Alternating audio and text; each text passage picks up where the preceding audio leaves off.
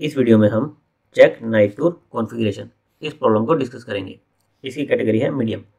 इस प्रॉब्लम में आपको एक n क्रॉस n साइज का चेस बोर्ड दिया हुआ है और आपको कुछ नाइट मूव्स दिए हुए हैं।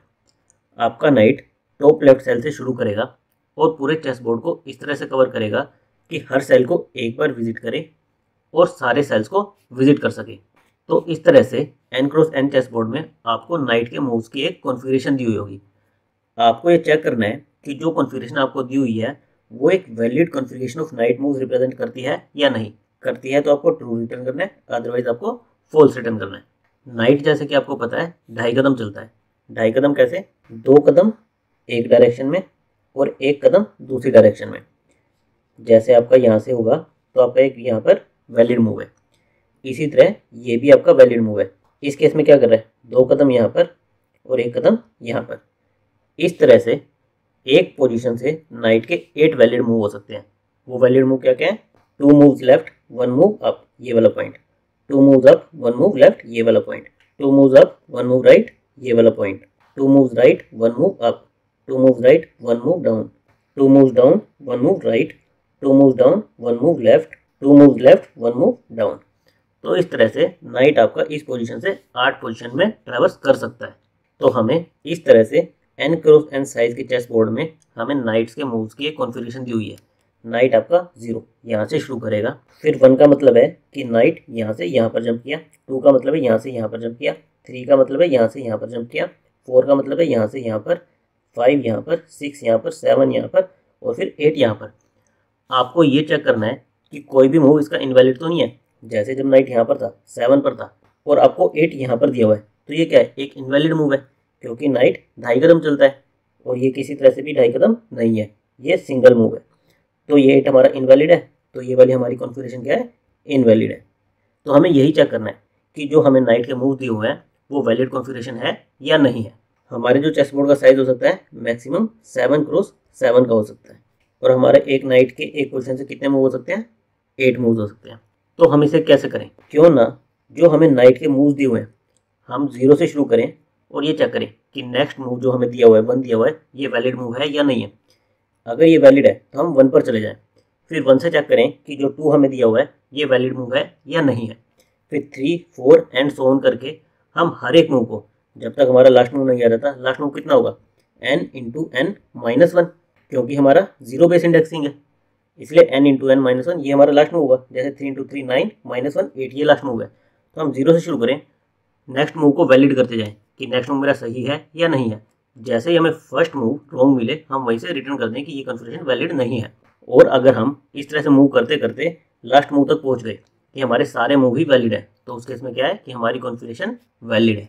तो बेसिकली हम क्या करेंगे? हम अगर इस पॉइंट पर हैं, इस पॉइंट से नाइट के पास जाने के लिए कितने ऑप्शन है? 8 ऑप्शन है। तो हम उन 8 ऑप्शन को एक्सप्लोर करें कि उनमें से कोई भी एक ऑप्शन हमारा नेक्स्ट मूव है या नहीं है।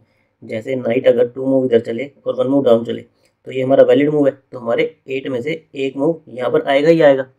तो हम इन 8 के 8 मूव्स को एक्सप्लोर करें और चेक करें इनमें से कोई भी एक मूव हमारा नेक्स्ट मूव है या नहीं है।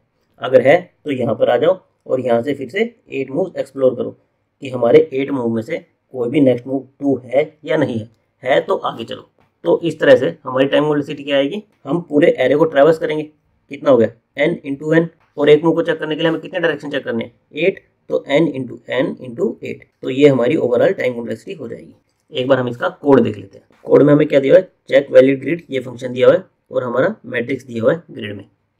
सबसे पहले हमने n निकाला, ग्रिड का साइज हमारा स्क्वायर मैट्रिक्स है तो कोई भी एक डायरेक्शन निकाल लेंगे तो n इंटू n साइज का हमारा मैट्रिक्स होगा। फिर हम सबसे पहले क्या चेक कर रहे हैं कि हमारा 0 0 हमेशा टॉप लेफ्ट सेल से शुरू करना है, वहाँ पर 0 होना चाहिए।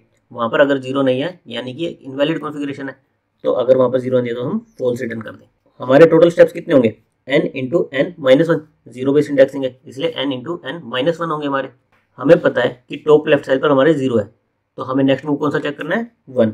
हमारी 8 डायरेक्शंस होंगी, जो हमारे 8 मूव्स थे उसके बेसिस पर हमने रो और कॉलम ये हमने बना लिए कि एक मूव अप में जाओ, 2 मूव लेफ्ट में जाओ, 2 मूव अप में जाओ, 1 मूव लेफ्ट में जाओ, 2 मूव अप, 1 मूव राइट।